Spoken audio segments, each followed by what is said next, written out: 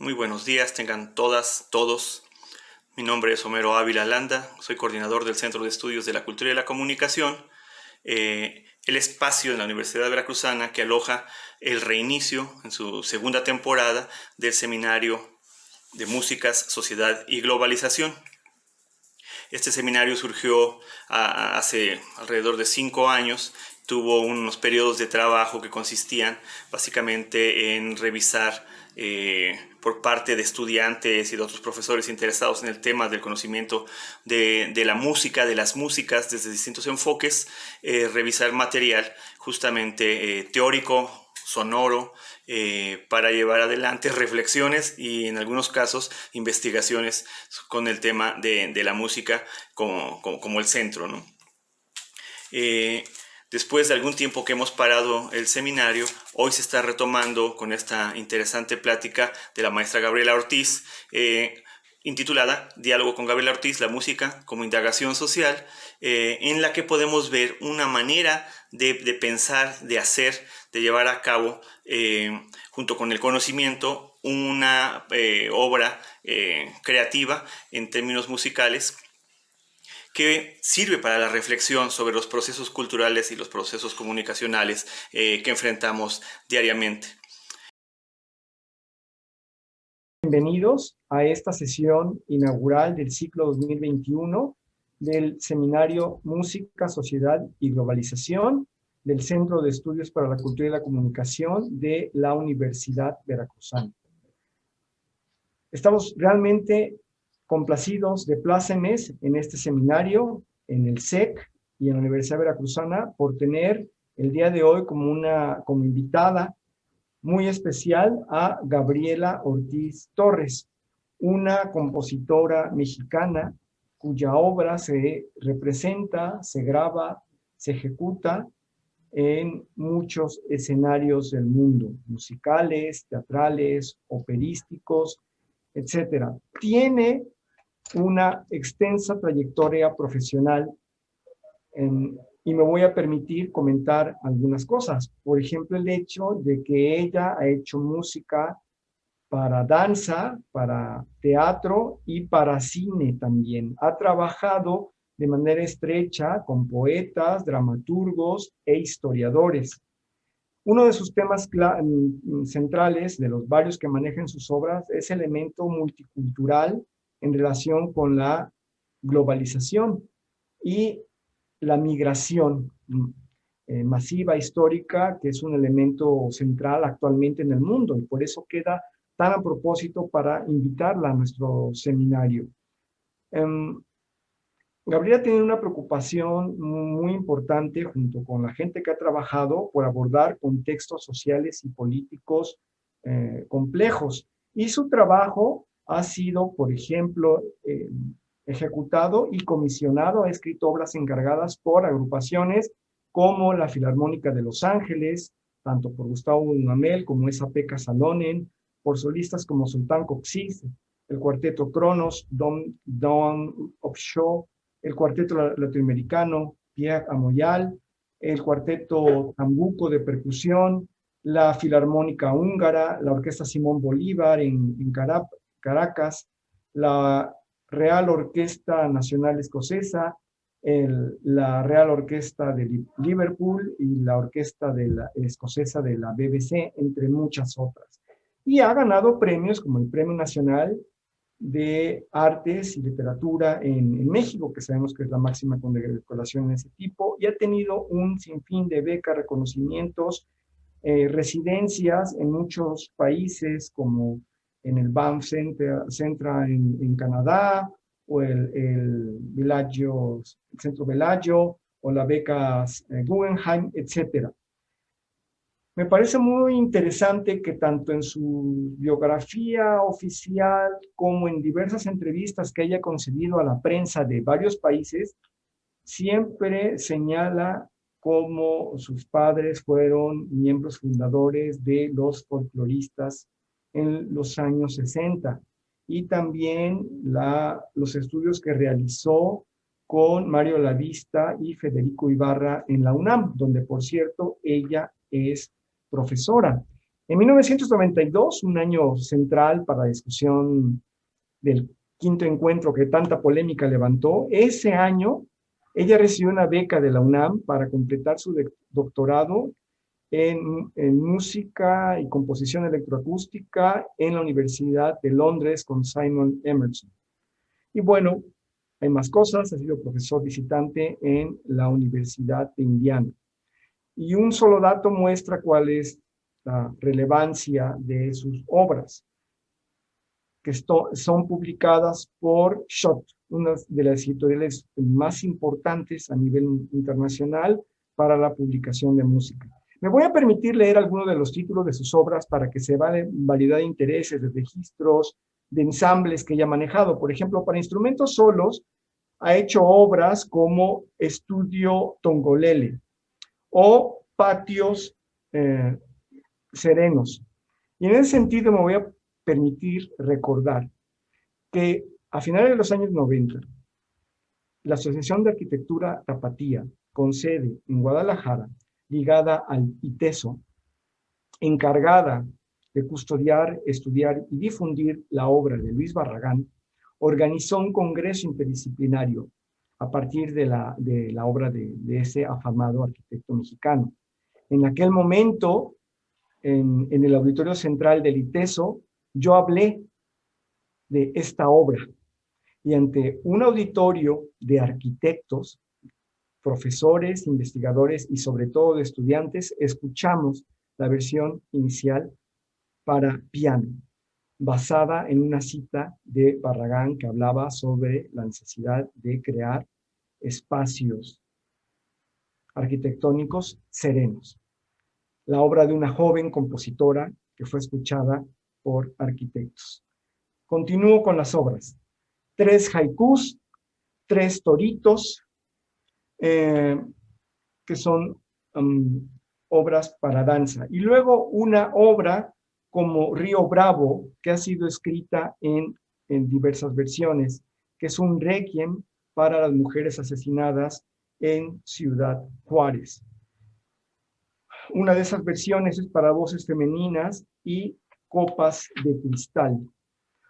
Otras obras, por ejemplo, serían 100 watts, Altar de Muertos, 5 para 2 y Atlas Pumas, una especie de representación musical de un encuentro entre esos equipos y podríamos decir que también sus aficiones, donde tienen un papel protagónico el violín y la marimba. Entre las obras para orquesta, pues están, por ejemplo, diversos conciertos y obras como Antrópolis, que está inspirada en las salas de danza, de baile, de música popular de la Ciudad de México, de músicas muy variadas, de antros. Es un recorrido homenaje a esas catedrales de la música. Zócalo Tropical, Altar de Neón, Concierto Candela. Vamos a hablar más adelante de las óperas. Y ya casi para terminar, me voy a permitir leer un fragmento de lo que escribió en el Universal, en el suplemento confabulario, el crítico Luis Pérez Antoja a propósito de su obra, donde hace en una nota llamada Únicamente Gabriela, el crítico habla desde los orígenes de su trayectoria hasta el momento presente. Y dice, pronto encontró Ortiz un camino personal de múltiples causas. Uno de ellos es la música popular y folclórica, la autóctona, con obras como Baalcá, los bailes regionales, con Río de las Mariposas, el combativo canto nuevo latinoamericano, con el que se relaciona por su formación familiar en 6 piezas para violeta, la salsa y los ritmos caribeños, con Concierto Candela, siempre depurada por su visión de las vanguardias del siglo XX, juegos con la tonalidad, melismas, rítmica irregular y disonantes y polirritmias, uso de nuevos recursos y tímbricas de los instrumentos.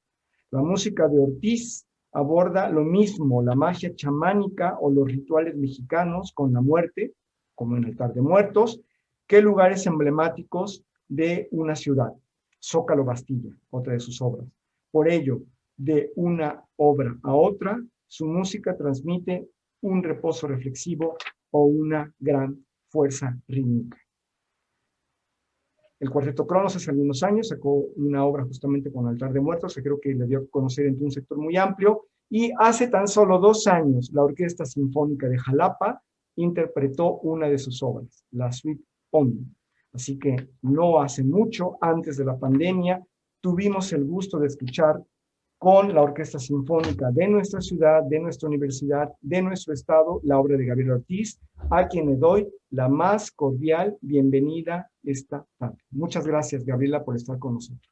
No, al contrario, un honor y además, pues muchas gracias por la introducción, me pareció muy completa y te agradezco mucho, la exposición que acabas de hacer de mi trabajo. Pues muchas gracias a ti por haber aceptado esta invitación.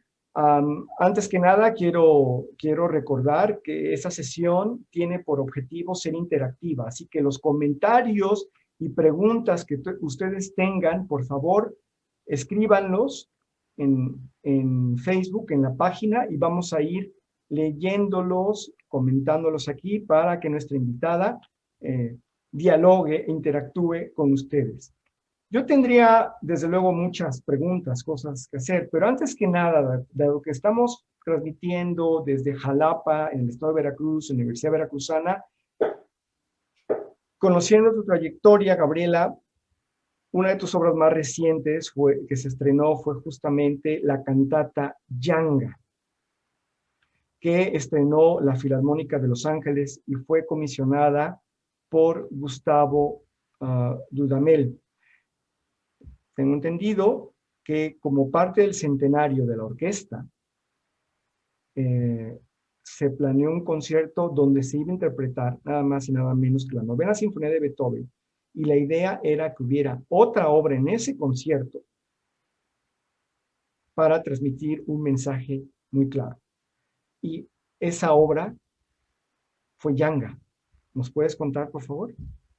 Sí, bueno, mira, a ver, te cuento, Yanga es un proyecto de ópera, de hecho, que tengo ahí en el tintero.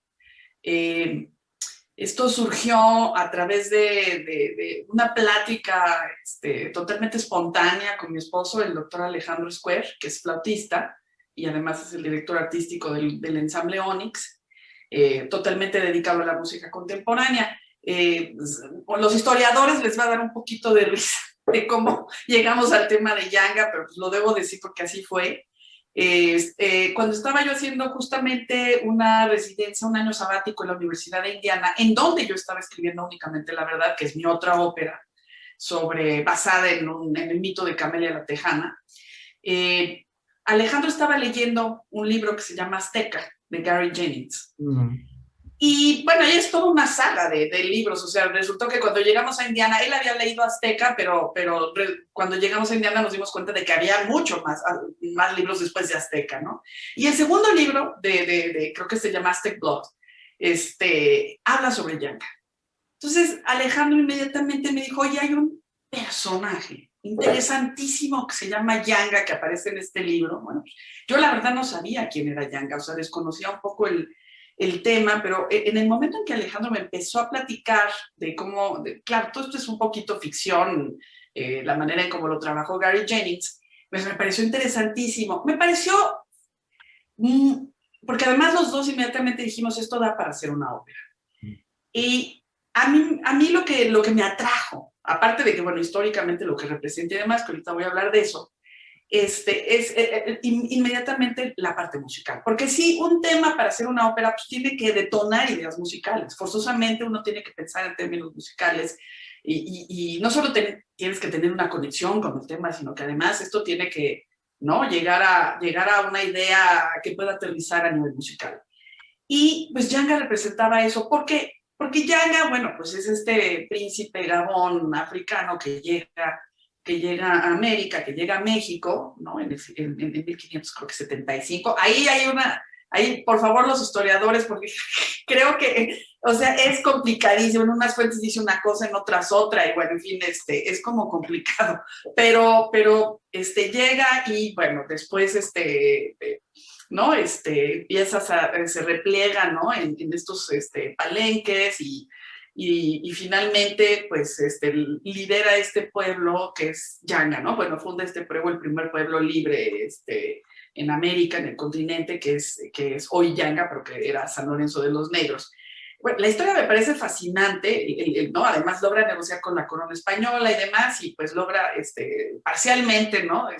Una libertad bastante parcial, pero lo logra fundar este pueblo que ahora es Yanga. Pero además musicalmente a mí, pues la verdad es que me atrajo muchísimo. ¿Por qué? Por varias razones. Una de ellas es porque pues representa realmente cuáles son las raíces de lo que es la música en nuestro país. O sea, porque tendríamos la forma de explorar la parte africana, más la parte indígena, más la parte española, la parte europea. Y pues eso sintetiza muy bien lo que es la música folclórica de nuestro país. Y me interesó muchísimo por eso, porque inmediatamente como que se me ocurrió y dije, podía ser yo una especie de ópera neobarroca, ¿no? Porque así lo pensé inmediatamente. Dije, en donde, por ejemplo, tenga un color, ¿no? La parte de las percusiones, ¿no? Tenga un color de todos estos instrumentos que son de origen africano, como la marimbula, como incluso el cajón, claro, no en México, pero sí llegó a Perú, pero todos estos instrumentos que llegaron de África y que se han adoptado en este continente, en América, y que me parecía riquísimo trabajar, ¿no? Por lo menos con esta parte tímbrica. Por otro lado, pues tenemos esta parte sincrética, ¿no? Como por ejemplo el son jarocho y todas estas raíces españolas, andaluzas, que siempre me ha traído. Y que bueno, además yo tengo una admiración muy particular hacia el son jarocho, porque sí lo viví de niña. O sea, con estos viajes, cuando mis papás estaban con los folcloristas y además mi papá, amigo entrañable del Negro Ojeda, entonces íbamos a Tlacotalpan de niños y yo escuché siempre el son jarocho desde niña, nos trepábamos en una balsa y ella estábamos en el Papaloapan y pues mi padre tocando sones jarochos ¿no? Con el Negro Ojeda y con Vitícola, creo que se llamaba uno de los soneros y en fin, o sea, todos estos recuerdos, o sea, y fuimos muchas veces a Tlacotalpan, no una, muchas, ¿no? Eran viajes divertidísimos, ¿no?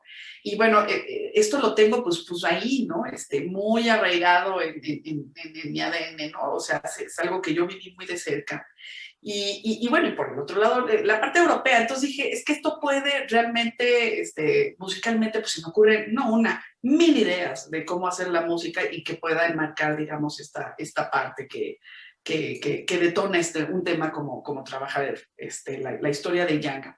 Pero por otro lado es un tema muy vigente, porque es un tema que está hablando de la inequidad racial, que es un tema totalmente actual, ¿no?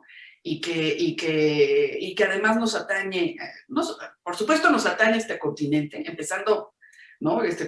Cuando, por ejemplo, esto se hizo en Estados Unidos, pues no había pasado lo del Black Lives Matter, pero pues, es un tema completamente vigente porque no se puede entender la historia de Estados Unidos si no entiendes tú la parte de la esclavitud y toda la diáspora, ¿no? Africana que llegó a ese país. Entonces, me parecía que también es un tema que se puede abordar en la actualidad y que urge hablar de este tema porque sigue siendo vigente y desgraciadamente sigue habiendo una inequidad histórica, ¿no? Con respecto a la cuestión racial. Y por otro lado también habla de un tema que es el tema de los afromexicanos, ¿no? Siempre hablamos de estas dos culturas, que es la cultura indígena y la cultura europea, pero poco se habla de la influencia africana, que en la música está muy presente. O sea, yo no podría entender la música de México, y no solamente en México, bueno, no. Imagínate el Caribe, o imagínate tú Perú, toda la costa de Perú, la costa del Pacífico, Colombia, Venezuela. O sea, ahí la influencia africana en la música es fundamental, ¿no? Y es básica además. Yo creo que la música hubiera sido otra si no hubiéramos tenido esta gran influencia, ¿no? O sea, nos ha enriquecido muchísimo. Entonces, es un tema que además a mí me atrae también por esa otra parte, ¿no? Entonces, por varias razones, pues esto estaba en el tintero. Yo le pedí a este libretista español, Santiago Martín Bermúdez, que escribiera el libreto, lo trabajé con él, y de pronto llega esta oportunidad con la Filarmónica de Los Ángeles, La ópera no está lista, no he podido empezar la ópera porque, bueno, hacer una ópera requiere de mucho tiempo, mi agenda ha estado muy llena de cosas, una comisión tras otra, y no hemos podido como armar el hueco para que yo lo pueda hacer y que realmente podamos tener una producción. Esto sigue ahí, estamos en pláticas ahí con, ¿no?, diversas instituciones operísticas, pero todavía esto no se ha cristalizado. Pero en esto surge esta idea de Dudamel completamente loca, digo, me parece, digo loca porque hacer algo al lado de la novena, pues no es cualquier cosa. O sea, yo iba a morir en pánico. O sea, cuando a mí me dijo, mira, esto es para cerrar, van a hacer una serie de 3 conciertos, el primero lo va a dirigir Zubin Mehta, que además fue director de la Filarmónica de Los Ángeles, el segundo concierto lo dirige Peca, ¿no?, que también ha sido director artístico de la Filarmónica, y el tercero lo voy a cerrar yo, y con eso vamos a concluir porque ellos celebraron todo un año, ¿no?, de la fundación de los 100 años de la orquesta, y ese era como el concierto de clausura con la novena de Beethoven. Entonces, la verdad es que la presión era fuertísima, porque, pues, por un lado era un concierto importantísimo, el concierto de clausura, ¿no? Me encarga esta obra, pero además, ¿qué hacer al lado de una obra monumental como la novena? O sea, ¿qué haces? ¿Qué haces como compositor? Porque, ¿no? ¿Qué haces al lado de Beethoven? Entonces, yo lo primero que pensé es alejarme de Beethoven y hacer otra cosa completamente distinta. O sea, no puedo ir hacia el lado de Beethoven, yo tengo que hacer algo completamente diferente. Y por el otro lado, pensé que lo de Yanga sería relevante y podía acompañarse con Beethoven, porque claro, el texto de Schiller pues habla de fraternidad, pero también habla de este sentido de libertad, que para mí es muy importante porque Yanga también representa eso, ¿no? Representa la libertad, ¿no? Representa la equidad en términos raciales, la equidad desgraciadamente vivimos en un mundo completamente desigual, ¿no?, en términos económicos y en términos de muchas cosas. Y creo que Yanga en este sentido pues representaba justamente eso, ¿no?, la importancia de tener libertad. Y creo que se podía acompañar muy bien con Beethoven, y es así como se lo plantea a Gustavo Dudamel. Le gustó mucho la idea. De hecho, tuve que viajar a Los Ángeles y mostrarle todo el proyecto. Santiago hizo un poema a partir del libreto que ya teníamos, ¿no? O sea, como una especie de poema que también como que sintetiza un poco toda la idea de lo que tenemos, de lo que puede ser esta ópera.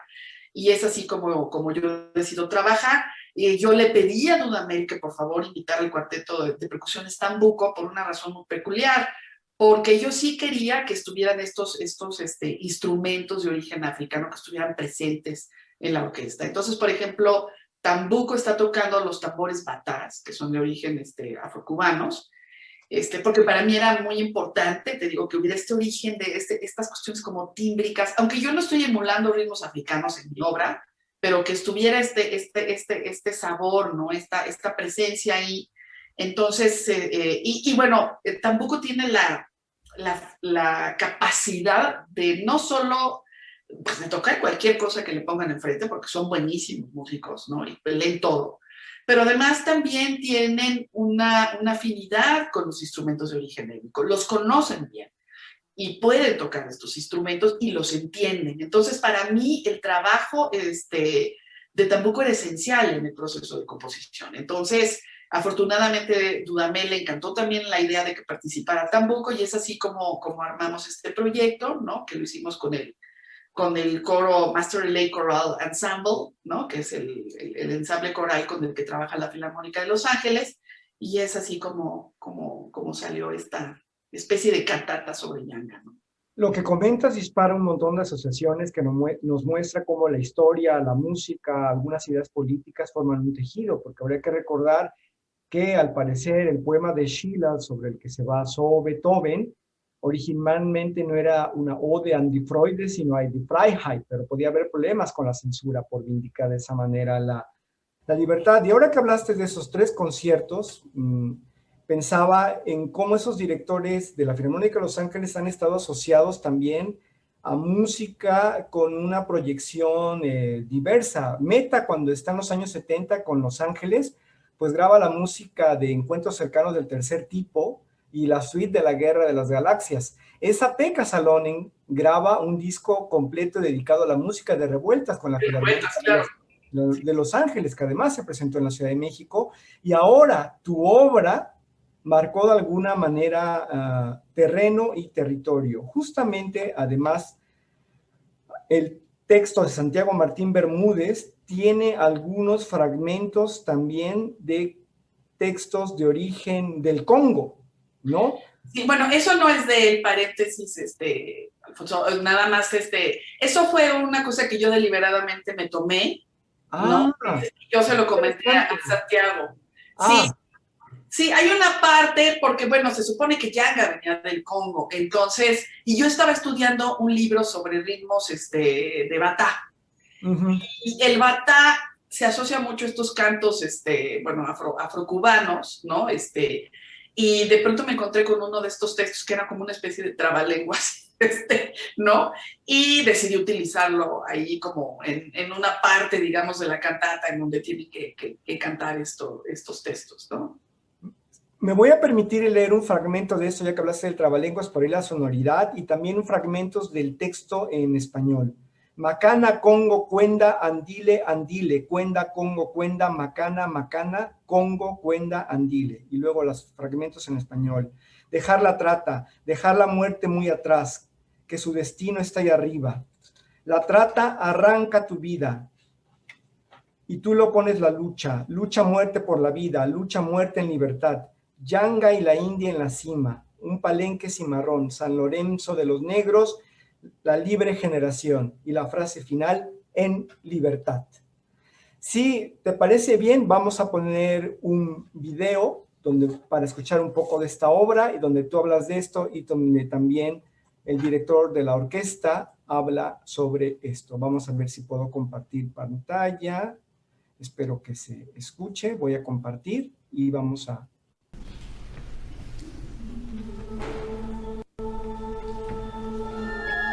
I received this commission by Gustavo Dudamel, and he asked me to write a piece that should be paired with Beethoven's Ninth. And he also asked me to use a choir and the possibility of the choir singing in Spanish. I was a little bit terrified, but fascinated at the same time. It's very difficult for a composer to write a piece that will pair with Beethoven Ninth, you know, because it's like, my God, this is the cathedral. Immediately I knew that I wanted to do something about Yanga for this commission for the LA Phil. Well, he was an African prince. He was enslaved and he came to Mexico in 1575.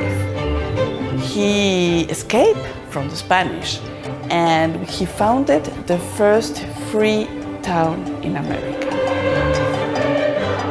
Well, that was a story that really attracted me for many reasons. One reason is because he's talking about our third route, which is the Afro-Mexican route. One idea that I had in mind immediately when I decided to work about Yanga was to introduce a percussion quartet. Tambuco is they are amazing musicians, but also they have the ability to understand the way of playing ethnic instruments. I'm not emulating any African rhythm, but of course the color is there. What she creates with this is amazing, and she represents the soul of, you know, of Mexican music, of Latin music. And Yanga is a combination, it's about the freedom. I'm very grateful with the LA Phil, I should say, because it's an orchestra that is looking to the future. The openness that they have is really incredible. And I feel very proud and very grateful that I'm part of this.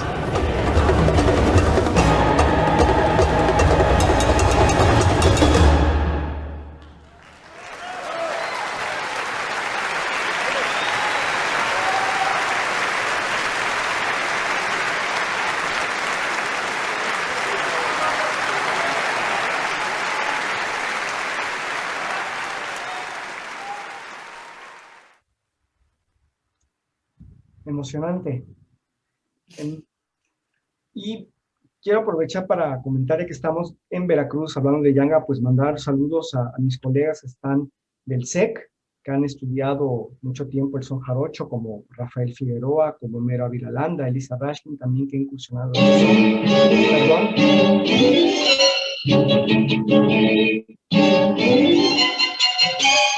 Se oyen las notas de la calaca con el cuarteto Cronos. Bien.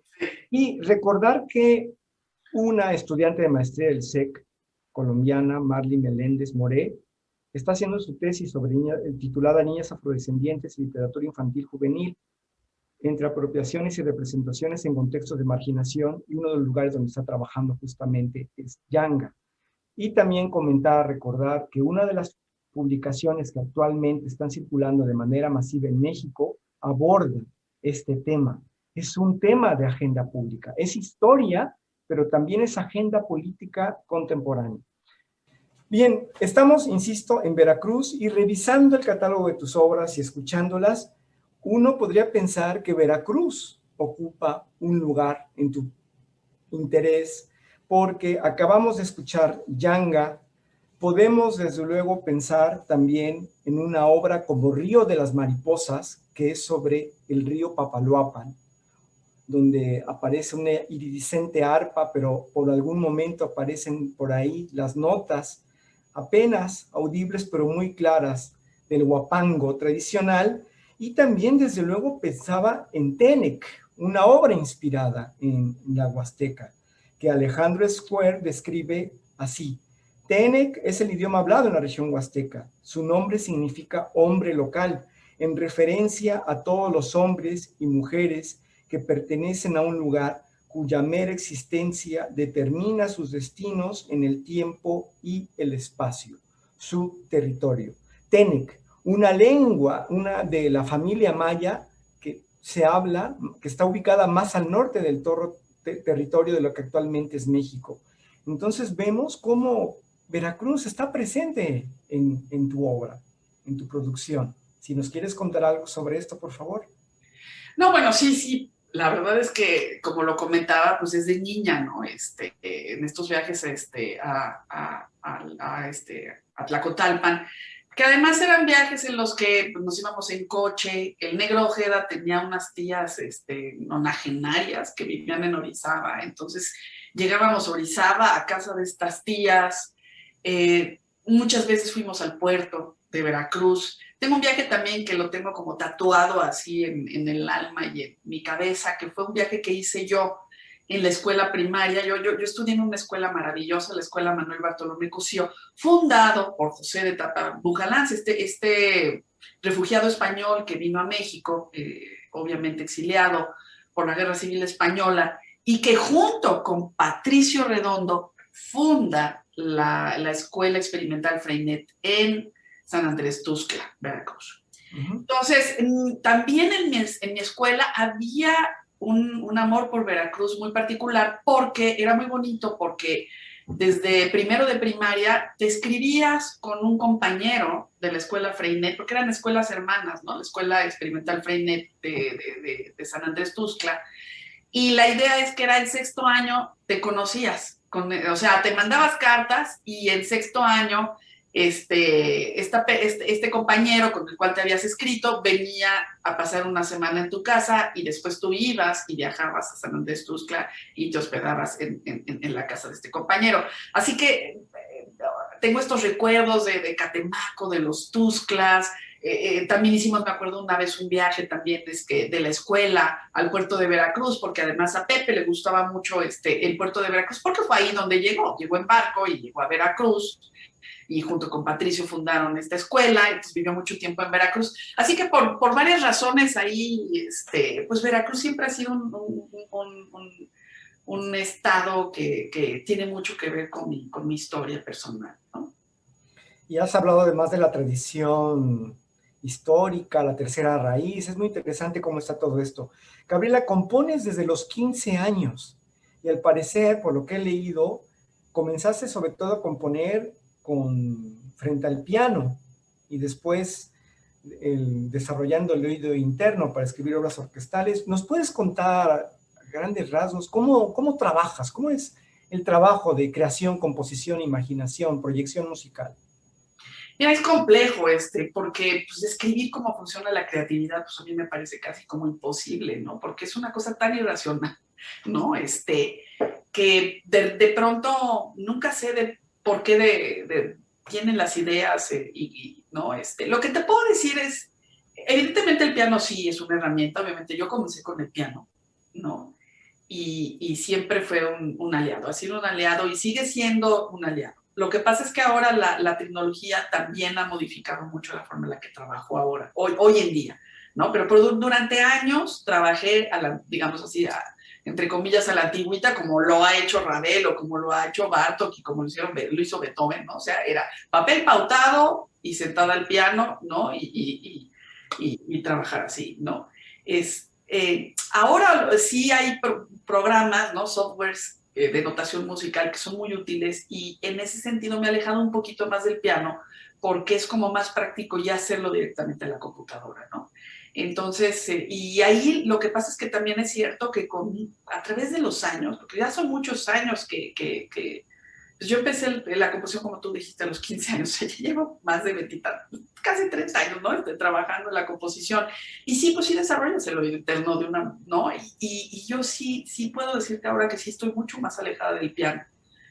Poco a poco, pues vas desarrollando el oído, la imaginación, ¿no? Pero hay muchas cosas que detonan la creatividad. No solamente es la imaginación, sino también es la experiencia de vida. O sea, yo sí creo que el vivir la vida con intensidad, pues es lo que te nutre, ¿no? O sea, el estar, ¿no? Con las fibras bien expuestas hacia lo exterior y hacia lo que está pasando, puede ser una parte fundamental para nutrir esa creatividad, ¿no? Si no vives, pues no tienes que comunicar, me imagino, ¿no? O sea, para comunicar hay que vivir, ¿no? Y la vida, pues te lleva en mil caminos, ¿no? Entonces, yo ahora lo que me pasa mucho es que reflexiono mucho sobre ciertas cosas durante el día que pues, son parte del proceso creativo, ¿no? Claro, cuando me siento al piano, pues aterrizo, trato por lo menos de aterrizar todo y trato ya de plasmarlo en la partitura, porque es la forma en la que un compositor se comunica, ¿no? Con el intérprete. Y el intérprete es quien realmente comunica al escucha, ¿no? Lo que uno trata de decir, ¿no? Entonces, esa trayectoria entre lo que uno tiene que decir y plasmarlo en el papel es con lo que te debates todos los días, ¿no? Es con lo que el compositor tiene que lidiar todos los días, ¿no? Ese trayecto es complejo, ¿no? Porque ahí sí intervienen muchas cosas, ¿no? Tienes que tener muchas herramientas para poder decir correctamente lo que quieres decir, ¿no? Pero el contenido te lo da la experiencia de vida, el contenido te lo da la curiosidad, el contenido te lo da, pues cualquier cosa que pueda, es que cualquier punto de partida puede ser, o sea, si tú ves los temas de mis obras, ¿no? Tú leíste, ¿no? Varios de los títulos, pues si te fijas son títulos loquísimos, o sea, de repente está Tongolele, de repente está Antrópolis, de repente está Valka, de repente es una cosa muy abstracta a nivel musical, ¿no? Y son los estudios entre preludios para piano. Es decir, hay tantas cosas, ¿no? Ominum, ¿no? No, hay tantas cosas que pueden detonar la creatividad que es, por lo menos en mi caso, es infinito, ¿no? O sea, ¿no? Siempre estoy abierta a cosas, de repente leo algo, veo una imagen, de repente hasta la comida, ¿no? Tengo una obra que se llama Pico by Beat, que es sobre la gastronomía, ¿no? Y sobre un crítico de comida que se llama Jonathan Gold. Entonces, todo eso es parte de este mundo, ¿no? Creativo, por lo menos en mi caso. Sí, y en efecto queda muy claro en los títulos de tus obras. Yo leí unos fragmentos, pero hay una cantidad de referentes también visuales y literarios, etcétera, muy, muy amplio. Tenemos una pregunta hablando de lo literario justamente de Raquel Velasco, quien trabaja en el Instituto de Investigaciones Lingüístico-Literarias de la Universidad Veracruzana y que, por cierto, tiene un trabajo, una investigación muy extensa sobre cómo entraba la ópera en el siglo XIX, no solamente al estado de Veracruz, sino a México, a través de la ruta Veracruz-Orizaba. Ella pregunta, ¿cuáles son los deslindes más importantes que es necesario hacer al dar sonoridad a temáticas que involucran un trabajo de fusión entre los sonidos relacionados con el carácter musical de algunas expresiones y su apropiación? A ver, ¿puedes decir la primera parte? Porque fue la que se me perdió, la primera parte de la pregunta. Voy a repetir, sí. ¿Cuáles son los deslindes más importantes que es necesario hacer al dar sonoridad a temáticas que involucran un trabajo de fusión? No sé muy bien a qué se refiere con deslindes, ¿no? Y un trabajo de fusión con respecto a qué, a la literatura. Entre los sonidos relacionados con el carácter musical de algunas expresiones y su apropiación. Ah, ya, perfecto, perfecto. Sí, a ver, podríamos pensar, por ejemplo, si yo quiero hacer una alusión al son jarocho, pues hay varias maneras de abordarlo, ¿no? Hay varias maneras. Una es hacer algo muy literal, ¿no? Que inmediatamente todo el mundo lo puede identificar como, pues esto suena a son jarocho, ¿no? O, es decir, pero a mí no me interesa tanto eso, ¿no? Puedes hacer algo bastante literal, es decir, si te piden hacer un tango, pues oyes a Piazzolla y te pones a oír a Gardel como loco y pues tratas de hacer algo muy parecido a Gardel. Yo no tomaría ese camino en mi caso personal. Yo me apropiaría de lo que es el tango para hacer mi propia versión de un tango. Es decir, ahí sí yo tendría que darle esa vuelta de tuerca y ahí sí es donde en todo caso me deslindo de la literalidad para tratar de apropiarme de algo que tenga un significado personal, ¿sí? Stravinsky, por ejemplo, dice, el verdadero compositor no es el que copia, es el que roba, ¿no? Porque claro, robar significa realmente apropiarse de eso, ¿no? Y hacerlo tuyo. Entonces, cualquier género musical, si yo lo abordo, lo voy a abordar desde una manera muy personal, ¿no?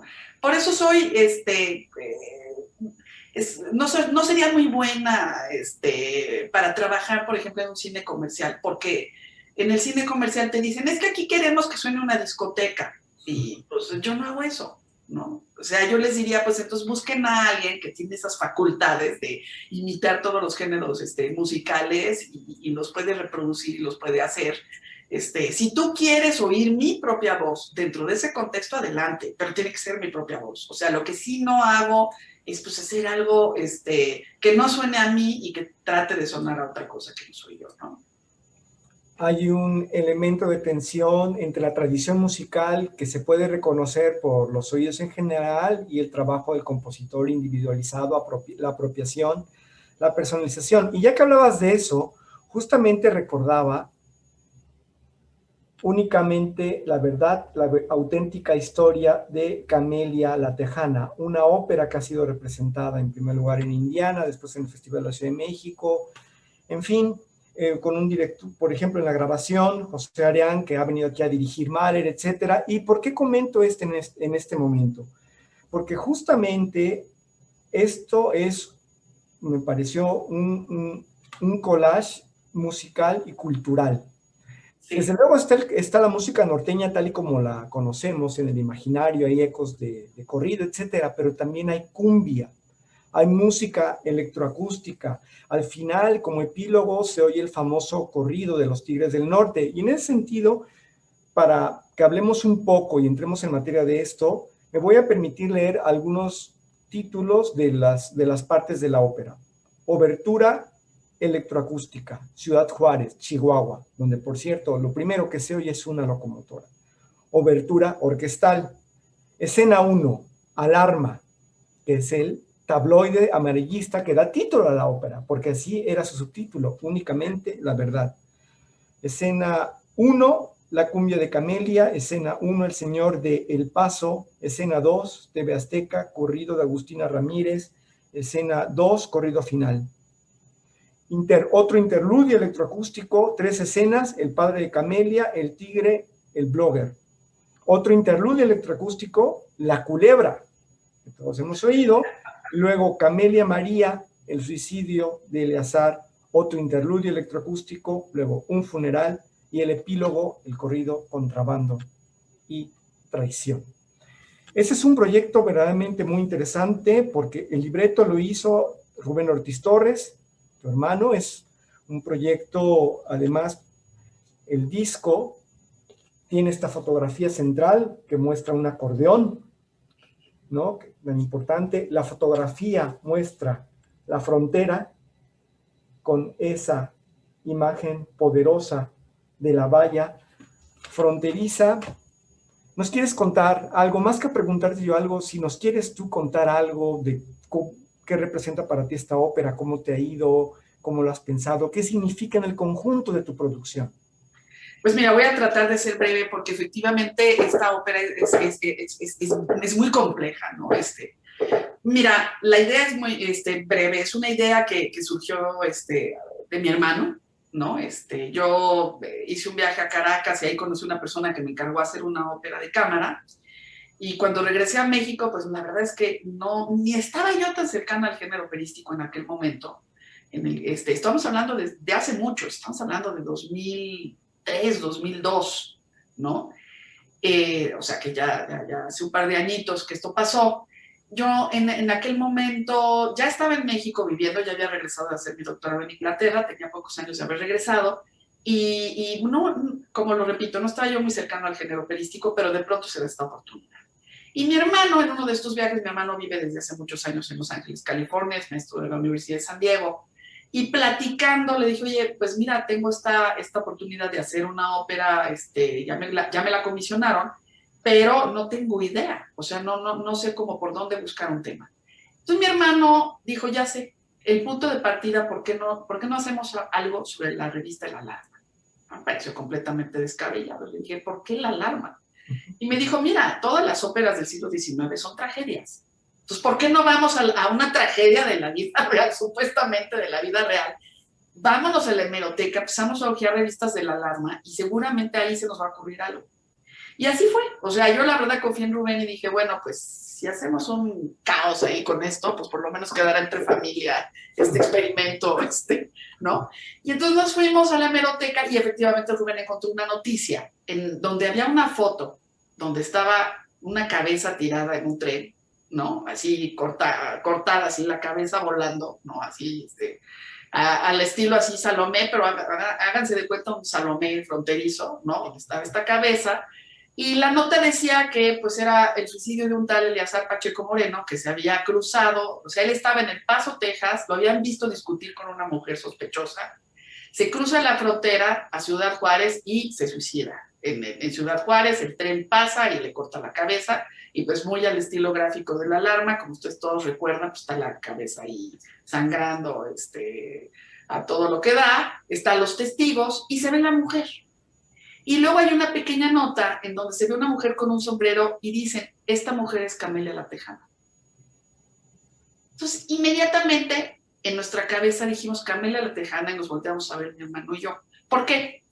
Pues porque conocíamos muy bien el corrido, el primer narcocorrido que escribe Ángel González, que es Contrabando y Traición, que lo hacen muy famosos los Tigres del Norte.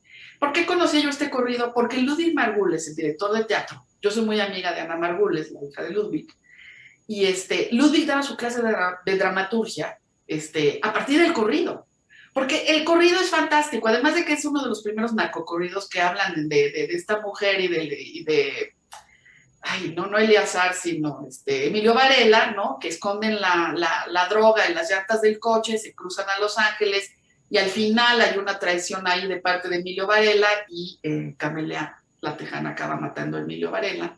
Y el corrido termina diciendo, y del dinero y de Camelia nunca más se supo nada.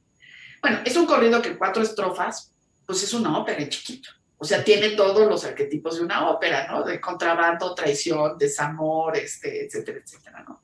Entonces, nos llamó mucho la atención porque la primera pregunta es, bueno, ¿es que de veras existe Camelia? ¿No? Porque pues ahí está la foto de Camelia, ¿no? Sale ahí en La Alarma, ¿no? En La Alarma está la foto de ella.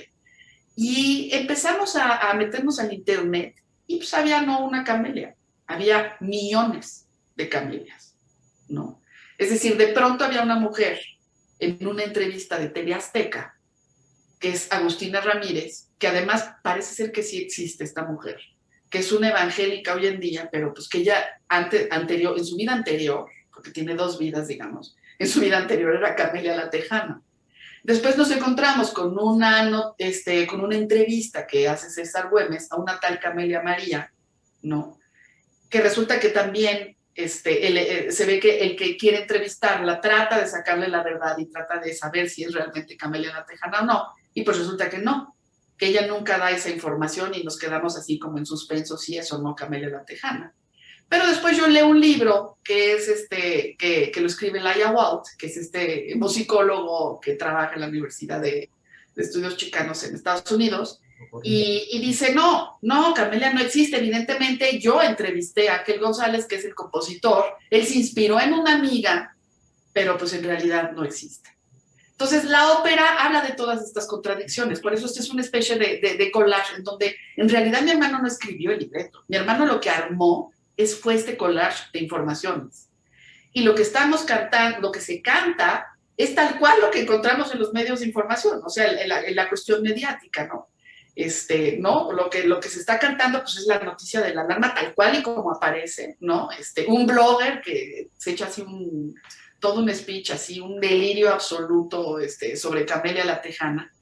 Y pues finalmente, claro, la ópera, pues lo que estamos hablando es de una construcción mediática, o sea, la construcción de un mito a través de los medios de comunicación, o sea, cómo funciona esto y cómo se vuelve esto un fenómeno social, ¿no? En donde pues hay millones de camelias, ¿no? Y además, pues hicimos muchos experimentos en este proceso. Entonces, yo me acuerdo, por ejemplo, que una vez tomé un taxi y le dije al taxista, oiga, usted ¿sabe? ¿Usted conoce el corrido de Camelia la Tejana? Sí, claro. ¿Y usted cree que existe? Y me dice, claro que sí. Porque si lo dice el corrido, es que sí es verdad. Porque los corridos pues, siempre dicen la verdad, ¿no? Por ejemplo, ¿no? Por darte un ejemplo. Entonces, todo esto se volvió una historia fascinante que tardó muchos años en realizarse. Hay una parte del video, estas fotos que tú mencionaste en el disco, esta foto emblemática donde está el puente entre Ciudad Juárez y El Paso, Texas. Hay muchas partes en la ópera donde nosotros filmamos, porque pues resulta que Eleazar es un documentado, ¿no? Entonces nosotros filmamos mucha gente cruzándose el río Bravo, ¿no? Y está la Border Patrol así vigilando, ¿no? Hay escenas muy duras, ¿no? Entonces se volvió una especie de ópera documental, donde pues estamos viendo pues una parte que es real, ¿no? Que es la parte, digamos, de la migración y de la cuestión documental, hasta de los fake news. Hoy me parece como súper relevante esta ópera por todo lo que estamos viendo, ¿no? De las fake news y qué sí se dice, qué sí es verdad, qué no es verdad, ¿no? Y de veras toda la fuerza que tiene el aparato mediático, ¿no? En este sentido. Y por otra parte, la parte de la música, ¿no? Es una ópera en este sentido muy híbrida, muy ecléctica, porque así, un poco por el tema, porque el tema sí lo pedía. Porque imagínate tú, si de repente yo tengo un personaje que es una entrevista que le hace Laia Walt a Jorge Hernández de los Tigres del Norte, que es el tigre, el líder. Primero de que yo lo ponga a cantar como Schoenberg, o sea, iba a hacer eso y sí iba a ser un rotundo fracaso, digamos, ¿no? Entonces, la verdad es que esta ópera era tan delirante que lo que más se acercaba a esto era una especie de cabaret norteño. Y en este sentido, pues mi modelo era Bertolt Brecht y Kurt Weill, ¿no? O sea, como que eso era, yo dije, esto tiene que irse por ahí, una cosa rabalera, norteña, cabaretera, porque si lo enmarco de otra manera, pues, ¿cómo? O sea, tiene tantas cosas tan lúdicas y tan fuera de lo común y tan antiópera, porque esto es la antiópera totalmente. O sea, una señora, me acuerdo que se enojó en la presentación de cuando lo hicimos en México y dijo que cómo yo me había atrevido a poner a los cantantes de ópera a cantar el periódico. Por ejemplo, ¿no? Y estaba enfurecida y yo estaba feliz porque pues eso era lo que habíamos hecho. Claro. Eso demuestra además que se inspiró la tradición de óperas que realmente inciden y tienen impacto social. Y para el escucha es muy estimulante ver que se establece ese diálogo con un periódico como Alarma, que tiraba millones de ejemplares en los años 70. Millones de ejemplares. Y también ver cómo en el libreto del disco al final se pone este inicio de uno de los corridos del norte en el que se habla del corrido. En español y en inglés. Está lleno de detalles significativos el disco, tu obra, y también pensaba mientras hablabas cómo se inscribe esto en la tradición, porque recordaba a Boschek de Alban Berg, que se basa en una obra teatral de Georg Büchner, y Büchner también se inspiró en la nota roja de un caso real, y hay muchos ejemplos de esto. Y pensaba también, ya que hablaste del corrido de González de los años 70, en La Banda del Carro Rojo, la película con los Tigres del Norte, jovencísimos, la película de los hermanos Almada, donde ellos aparecen cantando el corrido. Entonces, todo esto que en algún momento fue cultura marginal y que ha sobrevivido y cuya influencia y presencia ha ido creciendo, está ahora también en tu ópera, en la ópera de ustedes? Sí, por supuesto. Mira, además sabes que yo soy una devoradora de la cultura popular. O sea, a mí esta división entre la música de concierto y, o sea, para mí es algo bastante artificial, así como cuestiono mucho el sentido de frontera, como en el caso de Tenec, ¿no? Y en el caso de Fronteras Híbridas. Y tengo varias obras en donde para mí la alusión a la frontera es algo totalmente artificial, ¿no? Algo creado por el ser humano en realidad. ¿Por qué tendríamos que tener fronteras? ¿No? Siempre estoy tratando de ver cómo puedo transgredir el tema de frontera en este sentido. También lo transgredo en términos de que si yo necesito algo que viene de la cultura popular, agarro y lo utilizo. O sea, no tengo ningún problema en que si de repente tiene que aparecer una cumbia, en el caso, por ejemplo, de La Culebra, además fue una gran coincidencia, porque después me entero que esa versión, a mí me gustó mucho, me atrajo musicalmente, porque era una versión norteña de La Culebra, ¿no? Entonces, esa es la versión que yo desconfiguro todo el agua electroacústica y demás. Pero luego resultó que esa versión norteña era la que se estaba escuchando en la Plaza Taurina cuando asesinaron a Colosio. Entonces, o sea, la ópera, y eso sí realmente fue una coincidencia, porque después un historiador creo que me dijo, oye, pero además la cita de La Culebra cuando asesinaban a Colosio, y dije, caray, no, pues le queda muy bien a la ópera, pero la verdad, Claro. ya fue coincidencia absoluta, ¿no? La realidad no nos alcanza. Voy a leer algunos comentarios y empieza a haber muchos comentarios y algunas preguntas. Por ejemplo, Alejandro Conde dice, me interesa conocer la ópera que la maestra Ortiz hizo para niños, así como obtener la partitura de Atlas Pumas. También, por ejemplo, nos comenta Emanuel Espinosa, me parece interesantísima la forma en que presenta lo que creo que puede ser llamado interseccionalidad, llámese de raza o de género, en alguna de sus obras. Ahora un par de preguntas.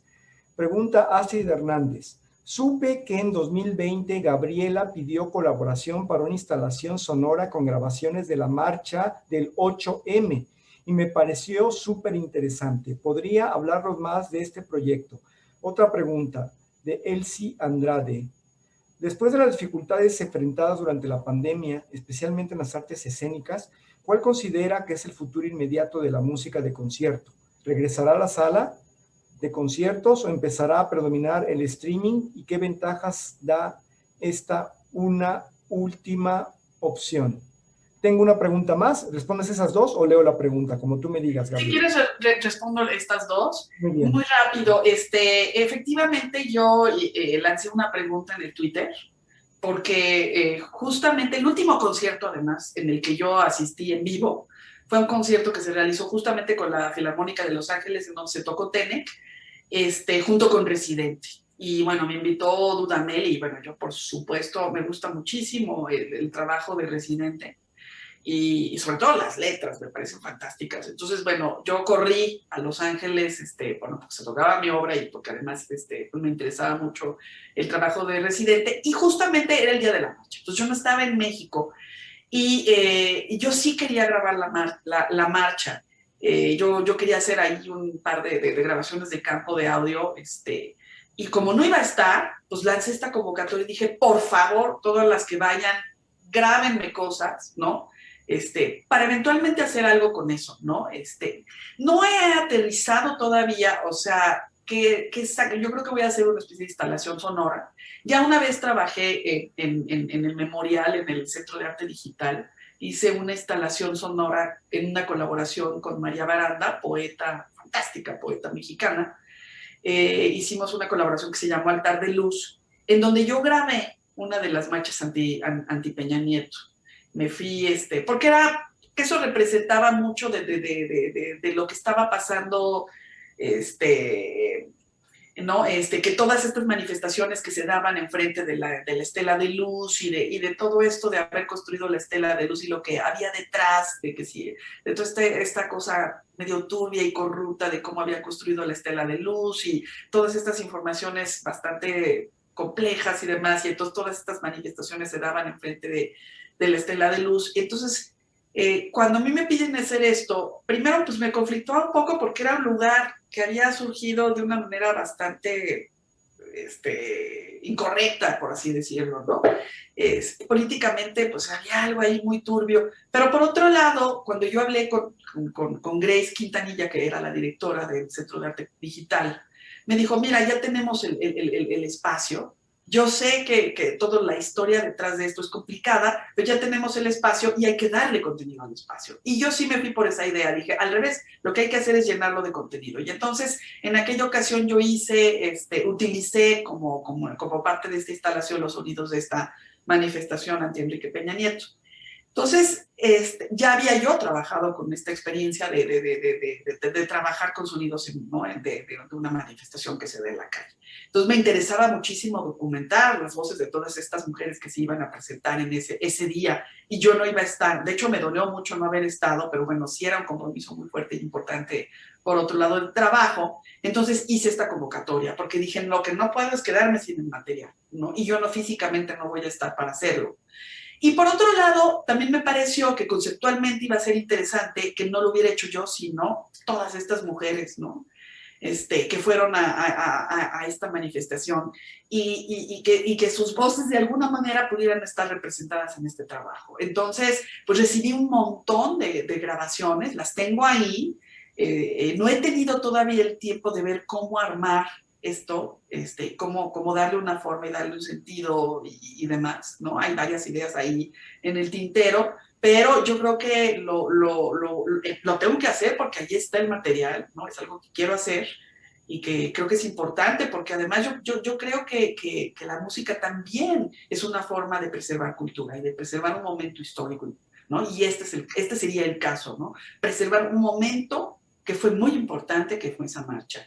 Entonces sí pienso hacer algo con ello, y bueno, nada más que me tengan un poco de paciencia. Tengo la agenda así llena de cosas y tengo que hacerme ese hueco y tengo que ver además dónde lo pueda yo exponer. Esa es una pregunta. Y la otra pregunta es sobre el futuro de la música de concierto, ¿no? Mira, la música tiene que darse en vivo. O sea, yo sí creo que tenemos que regresar a ese formato, porque si tú hablas con los intérpretes, no es lo mismo tocar solito, ¿no? No es lo mismo, o sea, digamos que la música, en el momento en el que se hace, cuando tú tienes una audiencia, todos los intérpretes te van a decir lo importante que es tener un público.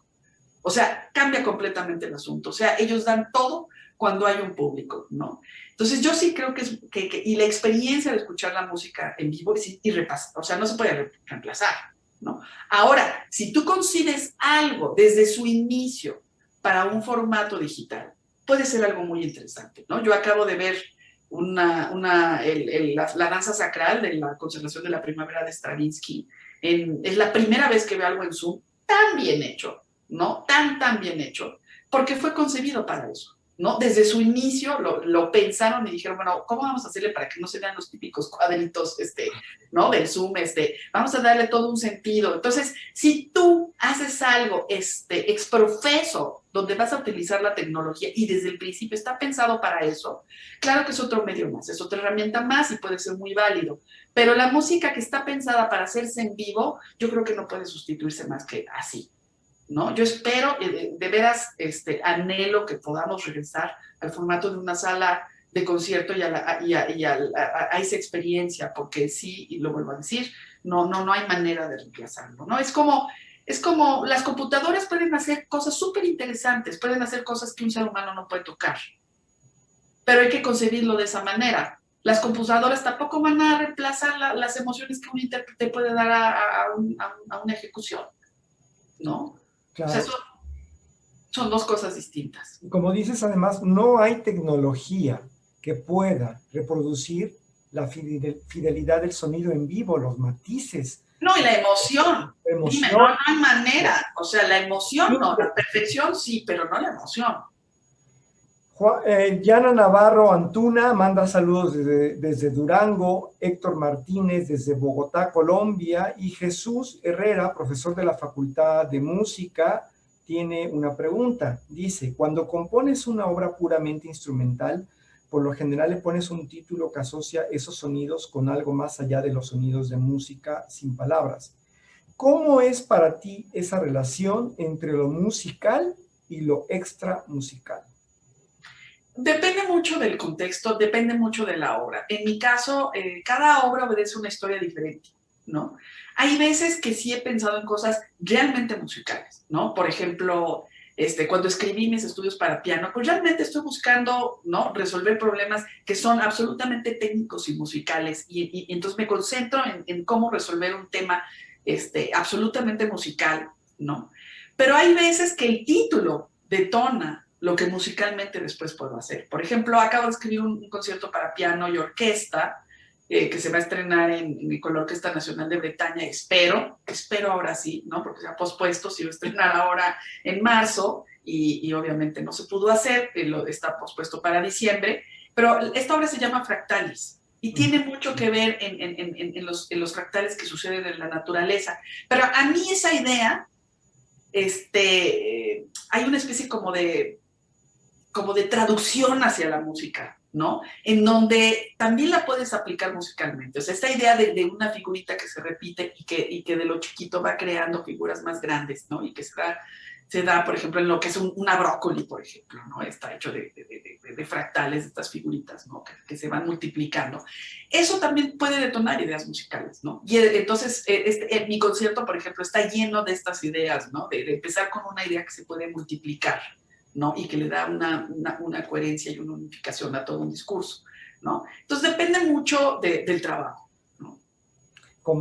Ahora que hablaste de Fractalis, recordaba que el propio Mandelbrot escribió una serie de ensayos a partir de los fractales y justamente habla de esa relación entre lo más sencillo, cómo se vuelve complejo a partir de la repetición de un patrón.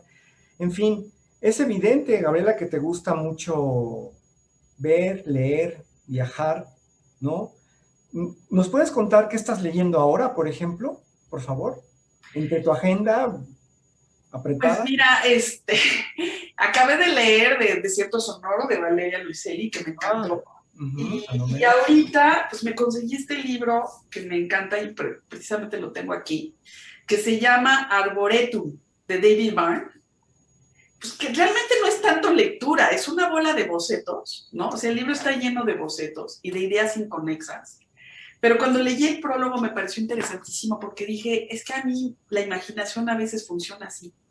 O sea, como que de repente tienes una bola de ideas inconexas, pero que en el fondo tienen una lógica.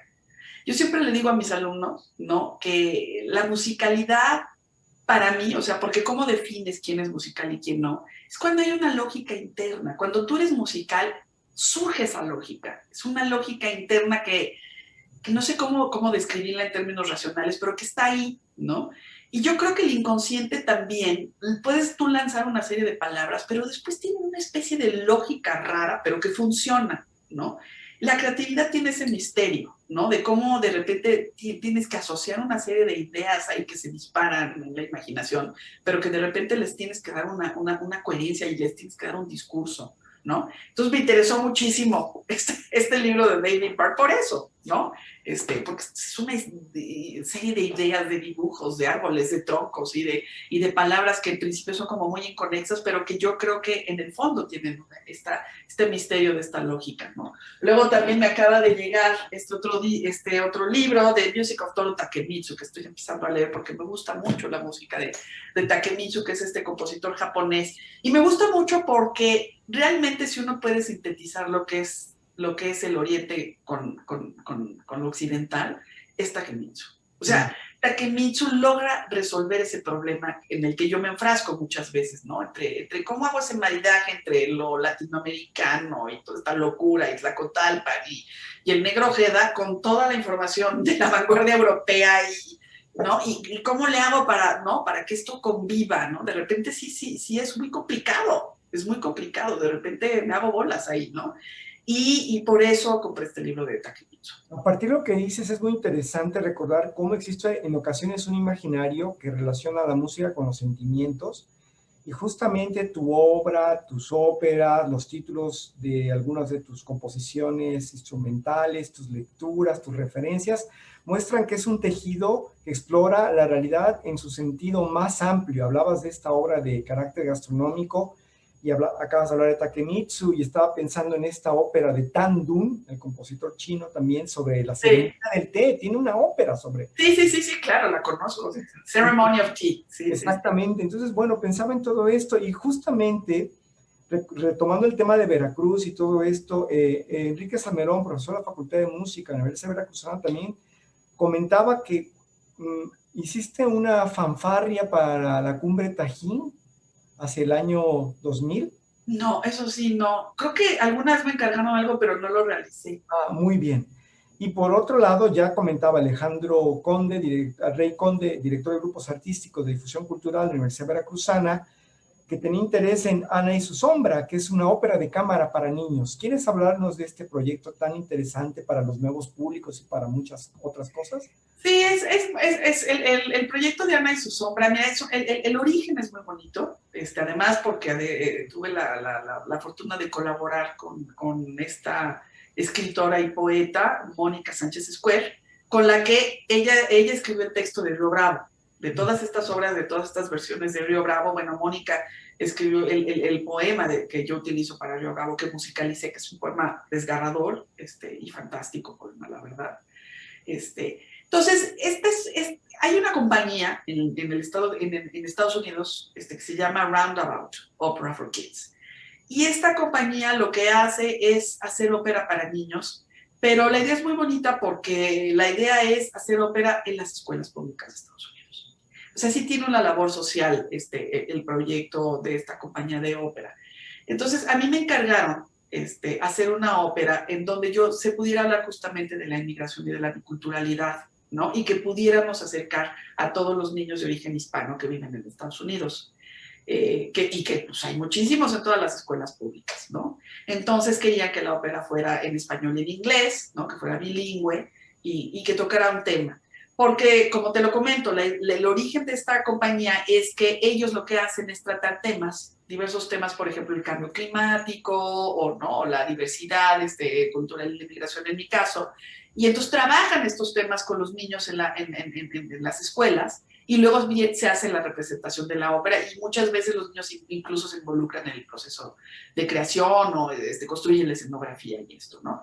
Entonces nosotros es así como realizamos bueno, yo le pedí a Mónica que escribiera el libreto de Ana y su sombra y es la historia de una niña con su sombra y la sombra, la niña vive en Estados Unidos pero tiene que regresar a México y la sombra pues ya se adaptó a Estados Unidos y quiere quedarse en Estados Unidos y entonces empieza este conflicto porque no pueden vivir separadas. O sea, si la niña se separa de su sombra, la niña se va a enfermar y va a morir y la sombra va a desaparecer y se va a hacer un puntito, ¿no? Es un poquito el principio de la ópera y es así como estamos trabajando el tema, ¿no? Tenemos la esperanza de verla representada algún día aquí, como hace poco. Se hizo en un Cervantino, se hizo una vez en el Cervantino, pero la verdad es que a mí lo que me gustaría es que realmente se hiciera como fue pensada, que se hiciera en las escuelas, o sea, es una obra muy chiquita, ¿no? En principio hay dos versiones, una versión de 3 músicos o de 5 músicos, y hay una versión muy cortita de media hora y hay otra versión un poquito más grande,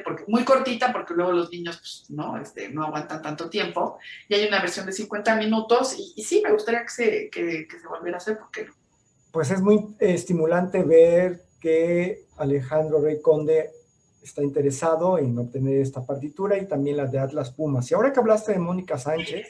Nada más, dile por favor que me escriba mi página web y que con mucho gusto yo le hago llegar los materiales. Muchísimas gracias.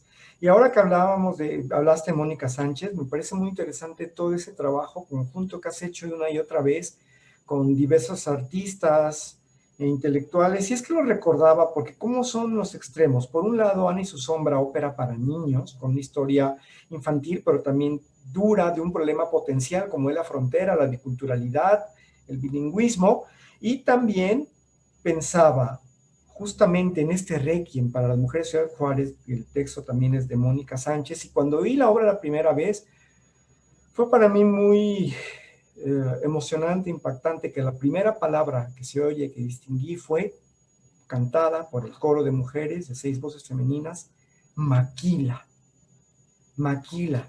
Y ahí está la presencia real, histórica, social de la realidad de la frontera del lado mexicano. No podemos entender el drama de Ciudad Juárez sin ese contexto. Las maquiladoras, sí. De las maquiladoras. Entonces, bueno, me parece muy importante hablar de esto. Está muy interesante nuestra conversación, pero tenemos que ir cerrando. Y antes que leer algún otro comentario, te quería preguntar, ¿en qué estás trabajando actualmente? Por favor, cuéntanos. Pues mira, estoy terminando un concierto para flauta y otra vez todas estas historias así de todas extrañas y locas me llevan de un tema a otro. Resulta que esta obra es una comisión para la flautista Marisa Canales, pero la subvención viene de la Universidad de San José, California, y de la Fundación Steinbeck. Y entonces, bueno, la idea de ellos era que yo escribiera un concierto para flauta, pero que se basara en la ruta del Camino Real. Que es la ruta de estas misiones jesuitas que se fundan, ¿no? En el siglo XVI, que empiezan en Loreto y terminan en San Francisco. Entonces, híjole, pues yo empecé a pensar, híjole, ¿qué voy a hacer, no? Como siempre, bueno, pues esta es como la idea que ellos quieren, pero ¿y yo qué voy a hacer, no? Pero, ¿cómo era? O sea, ¿cómo abordar lo de los jesuitas? Luego alguien me mandó un libro sobre Junípero Sierra que me aburrió como hostia, ¿no? O sea, no me conectaba yo con eso, dije, Dios mío, ¿qué voy a hacer? Y de repente, ¡pum!, se me ocurrió una idea y dije, el colonial californiano. Porque yo tengo que darle una vuelta a la cuestión posmoderna, loca de la idea. ¿Por qué? Porque me interesaba mucho cómo es, o sea, el colonial californiano, desde mi punto de vista, pues es una arquitectura que trata de imitar, ¿no? O la nostalgia ahí de las construcciones de las misiones, con lo español, con lo morisco, con lo árabe, y entonces hacen una especie de versión ahí, ¿no? Y se inventan su arquitectura de colonial californiano, y esto empieza pues en Los Ángeles, ¿no? Y en San Diego, y en el estado de California. Pero luego vine a México, o sea, y luego nosotros adoptamos esa idea que hacen los gringos, ¿no? Esta cosa de ir y venir, ¿no? Y de reinterpretación, pues me interesó muchísimo. Y entonces, bueno, pues estoy haciendo este concierto que se llama Colonial Californiano, tal cual, y que pues tiene una serie de movimientos que les va a dar mucha risa. Un movimiento, por ejemplo, se llama Igor in LA, porque bueno, Stravinsky vivió en Los Ángeles y vivía en una casa ahí medio colonial californiano. Luego tengo otro movimiento que se llama Moriscos Ornaments, que son que es así medio árabe la música, así, ¿no? Que tiene que ver un poco ahí con estas ondas así medio mediterráneas. Luego tengo un movimiento que se llama Taco Bell, porque me encantó el loguito de Taco Bell, pues es la campanita de las misiones, ¿no? Entonces dije, no, pues tengo que ahí tiene que estar. Luego tengo una parte donde se llama Charles Ives in Ranchero Experience, ¿no? Que es como una especie de Charles Ives mezclado con música ranchera, así medio loca. Luego tengo una cosa que se llama Misión, misiones, ¿cómo le puse? Mission Style, ¿no? El estilo de las misiones. Y ahorita estoy ya finalizando, ya estoy en el final de la obra, y se llama Churrigueresco Polanco Negro. O sea, ¿no? Porque, pues ya, polaco, ¿no? Tenía yo que, pues obviamente, esto al final tiene que acabar en polaco, ¿no? Entonces, un poco eso, te digo, me estoy divirtiendo mucho y es pues, un punto de partida, es un pretexto para hacer este concierto de flauta que ya estoy terminando. Y una vez que termine esto, voy con una obra bien importante, que es un concierto para violín, que también es una comisión de la Filarmónica de Los Ángeles, que se va a estrenar con Gustavo. Me están diciendo que a lo mejor se hace ya en noviembre de este año, y si no, bueno, estaba programado originalmente para mayo de 2022, pero ahí estamos viendo qué va a pasar, porque a lo mejor ya se puede inaugurar el Walt Disney Hall y ya pueden, ya a partir de noviembre, entonces están por decirme lo de la fecha y bueno. Me parece muy interesante, de nuevo, esta presencia, esta relación con la arquitectura, sí, ¿no? Igual que... Otra vez la arquitectura, sí. Otra vez la arquitectura, igual que en aquel momento, no sé, en 90, en Guadalajara. Sí. Recuerdo que leí la cita que habías tomado para tu obra, que es: tenemos la necesidad como la obligación de crear ambientes serenos. Debemos procurar que esta sensación se contagie y comunique. Entonces es interesante ver cómo hay constantes en tu obra, intereses, vasos comunicantes. Y en ese sentido, recordando también que nos acompaña gente del Centro de Estudios de Género de la Universidad Veracruzana, es muy evidente que en tus óperas hay una presencia femenina variada y especialmente fuerte. Ya hablamos de Únicamente la Verdad, de Ana y su sombra, y estaba pensando en Luciérnaga, que tengo entendido que fue una comisión de la UNAM, que trata sobre, es una especie de monólogo dramático sobre la poeta Alcira Soust, uruguaya, que estuvo encerrada mucho tiempo en un baño cuando el ejército entra en la UNAM en el 68, que aparece, por cierto, en Los Detectives Salvajes de Roberto Bolaño, etcétera. ¿Puedes contar de esto? Pues mira, otra vez así fue. Yo estaba en un viaje en Madrid y mi amigo Merodio, un amigo muy querido de toda la vida, entramos a una librería y agarra así un libro que es Amuleto de Roberto Bolaño y me dice, ¿ya sabes de qué se trata este libro? Es que lo tienes que leer. Y le dije, no, pues ¿de qué se trata? Y entonces me cuenta la historia de Alcira Soust Escafo, ¿no? Me dice, es de una mujer que se encerró en un baño en la Facultad de Filosofía y Letras por 12 días y sobrevivió, ¿no? Mientras estaba el ejército violando la autonomía de la UNAM, ¿no? En el 68. En el momento en el que me dijo así, ese resumen, ¿no? En el momento en que me lo dijo, yo dije, quiero hacer una ópera de esto. Así, inmediato. O sea, dije, esto es para hacer una ópera, ¿no? Y siempre me ha traído el formato de un monólogo, ¿no? Está el Barton de Schoenberg, está Emily de Châtelet de Calle-Sariajo, está esta obra de Poulenc, ¿cómo se llama? La voz humana. La voz humana. Yo quería hacer un monólogo, entonces, y siempre me atrajo esa idea, entonces dije, esto es perfecto. De pronto, Silvia Peláez, que es la libretista de Luciérnaga, de esta ópera, me hace una entrevista para el Canal 22 y al terminar la entrevista y le dije, ¿qué estás trabajando? ¿En qué estás, Silvia? Y me dice, pues es que quiero hacer algo sobre Alcira Soust Escafo. Y yo le dije, yo quiero hacer una ópera, ¿no? O sea, así como que las dos saltamos y dijimos, no, es que yo quiero hacer algo sobre Alcira. Y le digo, yo también. Y de pronto vimos que la UNAM estaba justamente haciendo la conmemoración de los 50 años de la matanza de Tlatelolco, y pues se da esa coyuntura y nos encarga Luciérnaga, ¿no? Y es así como yo escribo esta ópera, junto con Silvia Peláez, ¿no? Es un trabajo de equipo, un trabajo interdisciplinario. Totalmente. Ese fue un proceso muy enriquecedor porque a diferencia de todo lo truncado y complicado que fue con mi hermano hacer Únicamente la Verdad, nos tardamos muchísimos años. Al principio El Malvado de José Arias, que después obviamente le encantó y estrenó la ópera en México. Al principio cuando le dijimos nuestra idea dijo, pues que esto no es una ópera, esto es una locura. O sea, me dijo, es un libreto formal, no esto, así, porque era pues puros recortes de cosas, Y bueno, así como me costó mucho trabajo armar Únicamente la Verdad, que después, bueno, yo le agradezco infinitamente a José Arián porque de veras se entregó totalmente y bueno, es además quien dirige la versión del disco, etcétera. Con Silvia fue muy diferente porque obviamente pues ahí estábamos trabajando de mano, ¿no? Entonces Silvia escribía una escena, me la mandaba, lo platicábamos, ¿no? Es muy importante cuando tú trabajas con un libretista hablar de tiempos, porque no es lo mismo leer un texto que cantar. Cantarlo toma mucho más tiempo cantarlo. Entonces, lo que suele pasar mucho con los libretistas es que hacen libretos enormes, que uno después tiene que recortar y se vuelve un relajo porque no puede ser cantado. O si haces una ópera, pues va a durar como 4 horas, o sea, ya si queda una cosa wagneriana. Entonces, eso fue muy interesante, armar esto con Silvia. Concebimos además que la historia de Alcira sobre todo se concentrara en esos 12 días, ¿no? O sea, toda la ópera sucede en el baño, ¿no? Entonces es una ópera muy introspectiva, una ópera en ese sentido muy expresionista, ¿no? Porque se mete mucho en el inconsciente de Alcira. En fin, fue un trabajo fascinante.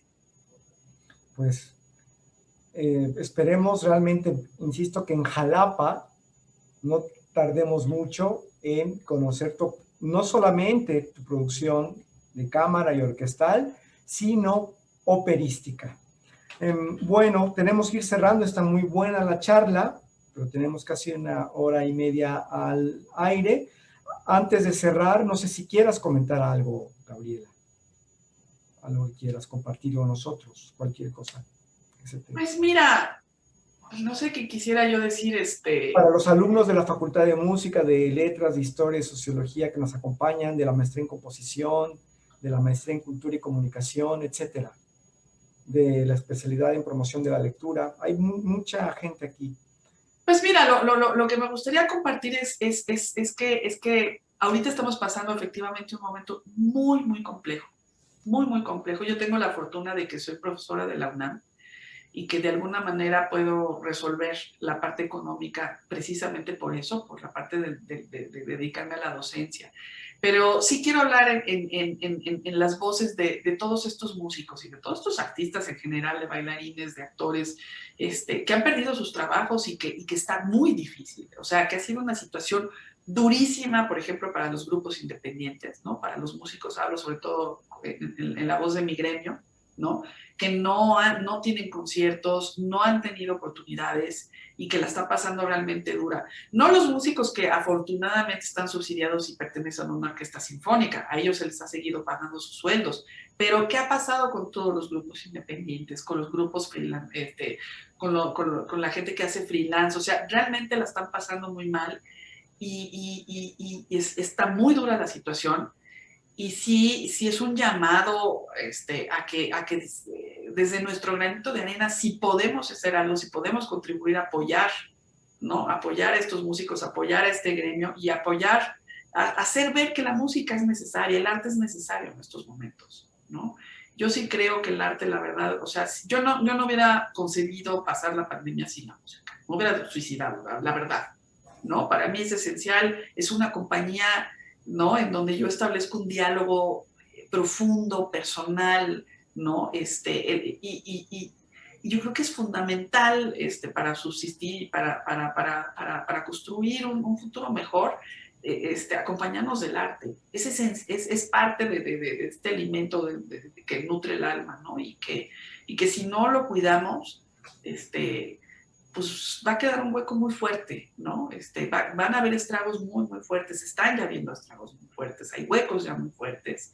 Entonces, pues nada más un llamado, no sé cómo, ni, ¿no? Lo que cada quien pueda hacer, contribuir o lo que sea, a que creamos esta conciencia de que el arte es necesario, la música es necesaria y que de alguna manera, no sé cómo podamos, nosotros lanzamos una iniciativa el año pasado, no, este año no lo hemos hecho a través de una asociación civil que tenemos, que es Musciplin Arte y Sociedad, y junto con Urtex, que es esta compañía de discos que dirige Marisa Canales, hicimos una fundraising, ¿cómo se dice eso en español? De fondos, una campaña. Sí, para todos los músicos freelancers, o sea, no los que no asalariados, sino justamente todos estos que no tienen estos apoyos y no importaba el género, o sea, jazz, música folclórica, música de concierto, intérpretes, compositores, y pudimos reunir, no sé si recuerdo, casi $1 millón que se distribuyó, hicimos una rifa, porque no se trataba de ver quién era mejor que otro, o sea, no estábamos para eso, sino más bien, pues se nos ocurrió que la manera más justa de distribuir lo que habíamos recaudado era pues hacer una rifa y pudimos pero pudimos apoyar a 25 músicos, pero pues es paliativo, o sea, lo pudimos hacer una vez, pero pues tiene que haber más apoyo, más iniciativas, porque pues sí la están pasando muy mal, ¿no? Con cada músico que hablo de diferentes géneros, o sea, la están pasando muy bien. Entonces, pues nada más eso, un llamado para que seamos más conscientes y si está en sus posibilidades poder apoyar, háganlo, porque de veras es importante. Pues con este pensamiento y reflexión solidaria de tu parte con tu gremio, con tus colegas, pues vamos dando por terminada la sesión. Quiero agradecer a Teo Hernández de la Fonoteca Nacional, a Victoria Arcos de la Compañía Nacional de Ópera, al coordinador del SEC, Homero Ávila Landa, a todos mis colegas del Seminario de Sociedad, Música y Globalización, a a Elisa Rashkin, también mi compañera del sexo, su apoyo logístico, a Alejandra Ronzón Andrade, quien está a cargo de la parte técnica y diseñó el cartel, a la Orquesta Sinfónica de Jalapa, que también nos apoyó con la difusión, el Silenio Olivares, y al director titular de la orquesta, al maestro Martin Lebel, y mandamos un saludo especial al municipio, a la población de Yanga, aquí en Veracruz, que están acompañándonos también en esta transmisión, a Marley Meléndez y a toda la gente que nos ha acompañado. Muchísimas gracias por seguirnos, por acompañarnos esta tarde, por sus comentarios, por sus preguntas desde muchas partes. Esto queda grabado para que se pueda después ver y compartir en la página de Facebook del Centro de Estudios de la Cultura y la Comunicación de la Universidad Veracruzana. Con este evento extraordinario especial queda inaugurado el año lectivo 2021 del Seminario Música, Sociedad y Globalización. Gabriel Ortiz, de nuevo, muchísimas gracias.